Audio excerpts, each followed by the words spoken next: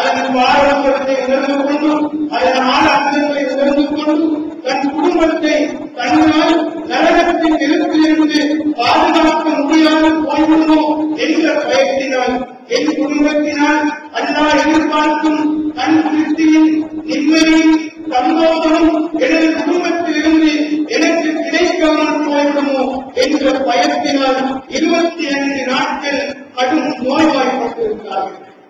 ஒரு குடும்பத் தலைவர் ஒரு குர்ஆன் அந்த குர்ஆன் பயங்கரமான பாரம்பரியமான முடிவை குறித்து ஒரு குடும்பத் தலைவர் 25 நாள் நோய்வாய்ப்பட்டிருக்கிறார்கள்.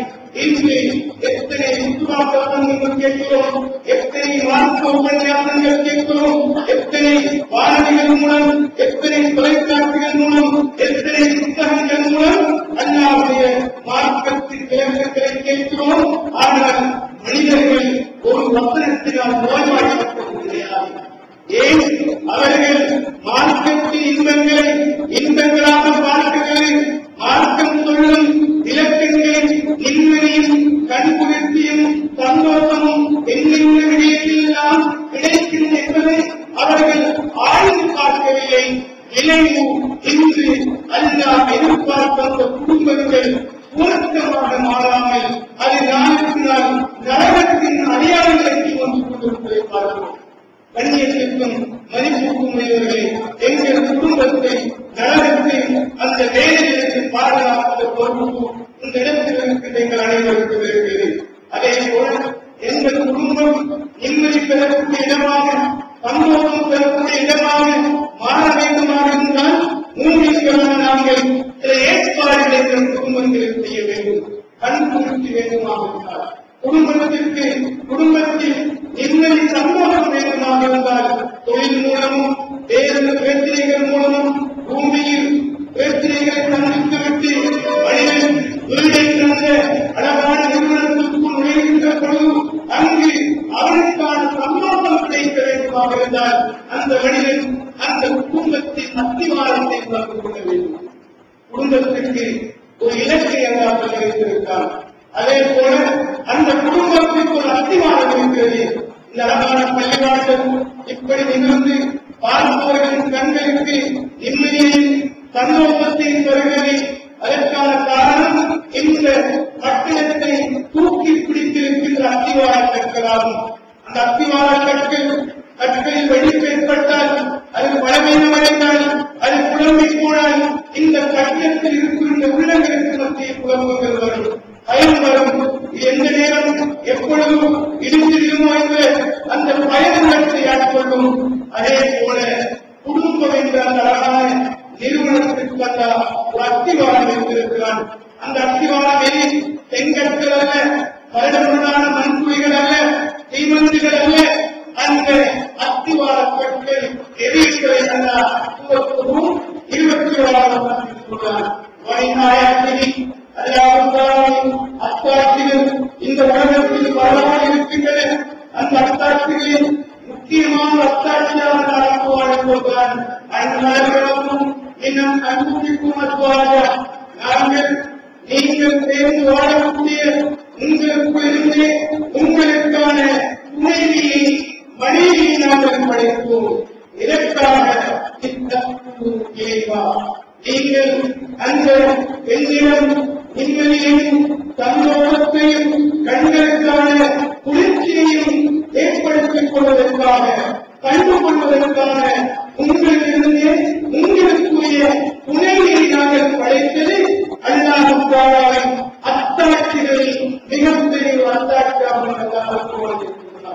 அன்புக்கும் மதிப்புக்குரியவர்களே, எங்களிலிருந்து படைக்கப்பட்ட அந்த பெண்ணோடு குடும்ப வாழ்க்கையில் ஈடுபட்டு வாழ்கின்ற பொழுது சந்தோஷம் வேண்டுமா, கண்குளிர்ச்சி வேண்டுமா, நிம்மதி வேண்டுமா, மன அமைதி வேண்டுமா? அப்படியாக இருந்தால் அந்த குடும்பத்தின் அத்திவார கற்கள் என்ன தெரியுமா? எனக்கும் அவசரம் வரமா. அந்த குடும்பம் என்ற வீட்டின் அத்திவார கற்களாக வரமா அன்பும் நேசமும் காதலும் நிறைந்த கற்களினால் தான் அந்த குடும்பம் கட்டப்பட்டிருக்கிறது. அந்த குடும்பத்தின் கற்கள் அன்பும்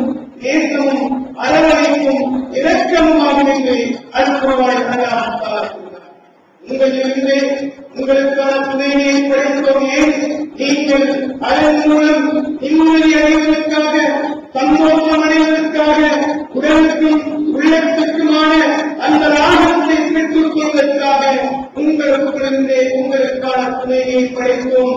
ஹலாலான முறையில் அந்த இன்பத்தையும், ஹலாலான முறையில் அந்த கண்குளிர்ச்சியும், ஹலாலான முறையில் அந்த வணக்கத்தையும் செய்து கொள்வதற்காக நாங்கள் எங்கள் கைகளினால் உங்களுக்கான குடும்பம் என்ற பாடசாலை அமைத்து தந்தோம். ஹராத்தை நோக்கி மனிதனுக்கு அல்லா வைத்த அந்த இச்சைகளை, உணர்வுகளை நிலையான வழிகளில் கடத்துவிடக்கூடாது என்பதற்காக மனிதனுடைய நிம்மதியையும் சந்தோஷத்தையும் ஹலாலையும் பெற்றுக் கொள்ளக்கூடும் நிறுவனமாக குடும்பத்தை அமைத்தான். அந்த குடும்பம் அன்பினால் அரவணைப்பினால் இருக்கிறது. அன்பதும் என்ற அல்லாவுடைய ஒரு உயர்ந்த பண்பை அல்லாஹ் குடும்பத்தின் அந்த அன்புக்கு பயன்படுத்தியிருக்கிறான். ரஹ்மான் என்ற அல்லாஹின் அஸ்மாக்களில் உயர்ந்த பண்பான ரஹ்மான் என்ற சொல்லை குடும்பத்தின் அந்த கண்குளிர்ச்சியான வாழ்க்கைக்கு பயன்படுத்தியிருக்கிறான். அன்பும் இலக்கமும் பாசமும் நேசமும் அரவணைப்பும் உண்மையான காரணம் நிறைந்த குடும்பங்களுக்கான அல்லாஹ்வுடைய தீன் வளரும் வாழும் என்று கூறுவார்கள். இன்று குடும்பங்களுக்கு மத்தியில் பிரச்சனை. கணவன் மனைவியை பார்த்து தீர்த்து பேசி நாட்கள் எத்தனை, மனைவி கணவனோடு அழகான தீர்த்து பேசி தன் குடும்ப வாழ்க்கையை தொடர்ந்த மனிதர்கள் எத்தனை பிரச்சனைகள். அதனால் அந்நோயாளிகளாகிறார்கள், தேர்ச்சி அடைகிறார்கள், பயங்கரமான முடிவை நோக்கி புறப்பட்டிருக்கிறார்கள். அன்புக்கும் மதிப்புக்கும் தேவர்களே, அதன் குடும்பம் என்ற அந்த அழகான அமைப்பில் உங்கள் கண்ணியை நாங்கள் புரிந்து கொள்ள மறந்து போனதன் விளைவு எங்கள் குடும்பத்தில் அல்லாஹ் எதிர்பார்க்கின்ற அந்த நேசமும் இரக்க உணர்வும் அன்பும் இல்லாமல் போகிறது.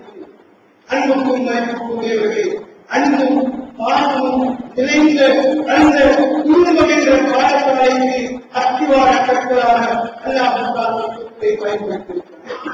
அதே போல நாங்கள்